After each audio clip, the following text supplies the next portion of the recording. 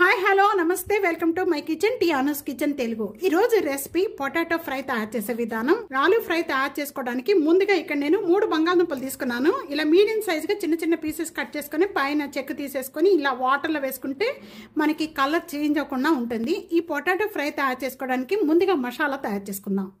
మసాలా తయారు చేసుకోవడానికి ముందుగా ఇక్కడ మిక్సీ జార్లో మన 3 బంగాళదుంపకి 1 టేబుల్ స్పూన్ ధనియాలు, 1 టేబుల్ స్పూన్ కారం, టేస్ట్ కి సరిపడా సాల్ట్, ఒక 6 లేక 7 వెల్లుల్లిపాయ రెబ్బలు, 1/2 టేబుల్ స్పూన్ జీరా.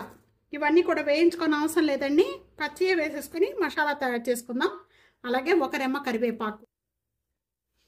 ఇవన్నీ కూడా బాగా మెత్తగా చేసుకోవాలి. మసాలా అంతా కూడా రెడీ అయిపోయింది. ఈ విధంగా చేసుకోవాలండి. చూస్తున్నారు కదా, ఈ విధంగా మెత్తగా చేసుకోవాలి. మసాలా అంతా కూడా పొటాటో ఫ్రై తయారు చేసుకోవడానికి మసాలా రెడీ అయిపోయింది. 2 టేబుల్ స్పూన్ ఆయిల్ వేస్తున్నాను.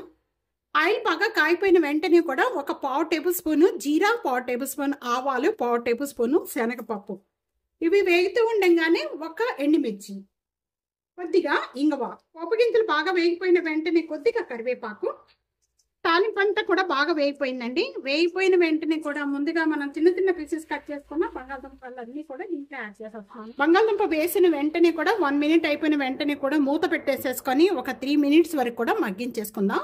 ఒక 1 మినిట్ అయిపోయిన వెంటనే ఇప్పుడు ఓపెన్ చేద్దామండి. 2 టేబుల్ స్పూన్ వాటర్ యాడ్ చేస్తున్నాను. వాటర్ ఎక్కువగా యాడ్ చేసుకోవద్దు. కొద్దిగా బంగాళదుంపలు కొద్దిగా మగ్గుతాకి ఒక 2 మినిట్స్ మగ్గించేసుకుందాం. ఒక 2 మినిట్స్ అయిపోయిన వెంటనే కూడా ఇప్పుడు ఓపెన్ చేద్దామండి. మెత్తగా ఇలా ఉడికిపోవాలి. ఇలా ఉడికిపోతే అప్పుడు ఇప్పుడు మసాలా యాడ్ చేసేసుకుందాం. ముందుగా మనం మిక్సీ జార్లో చేసుకున్న మసాలా అంతా కూడా ఇప్పుడు యాడ్ చేసేసుకుందాం. మసాలా అంతా కూడా ఈ బంగాళదుంప బాగా పట్టించేసేయాలి. 3 బంగాళదుంపలు తీసుకున్నాను. 3 బంగాళదుంపకి ఒక్కొక్క టేబుల్ స్పూనే వేసాను అన్ని మసాలాలు. చూసారు కదా, అలాగే వేసుకొని చేసుకోండి. ఎక్కువ తక్కువ అవ్వదు, కరెక్ట్గా సరిపోతుంది మనకి. హై ఫ్లేమ్లో పెట్టేసేసుకొని ఒక 2 మినిట్స్ వరకు కూడా ఇలాగే ఫ్రై చేసుకోవాలి. ఇక్కడ స్టవ్ బంద్ చేసేసిన వెంటనే కూడా నేను ఇక్కడ స్ప్రింగ్ ఆనియన్స్ వేస్తున్నానండి. మీరు కావాలి అనుకుంటే కొత్తిమీర వేసుకోవచ్చు. సాంబార్లు, పప్పులు ఇలాంటివి పెట్టుకున్నప్పుడు సైడ్ డిష్గా తీసుకోండి. చాలా అంటే చాలా టేస్ట్గా ఉంటుంది. ఈ రెసిపీ ఇదే విధంగా తప్పకుండా ట్రై చేసి మీకు ఎలా ఉందనేది కామెంట్స్లో తెలియచేయండి. వీడియో 4కి share and like, comment, subscribe చేసుకోవడం అస్సలు మర్చిపోద్దు ఫ్రెండ్స్.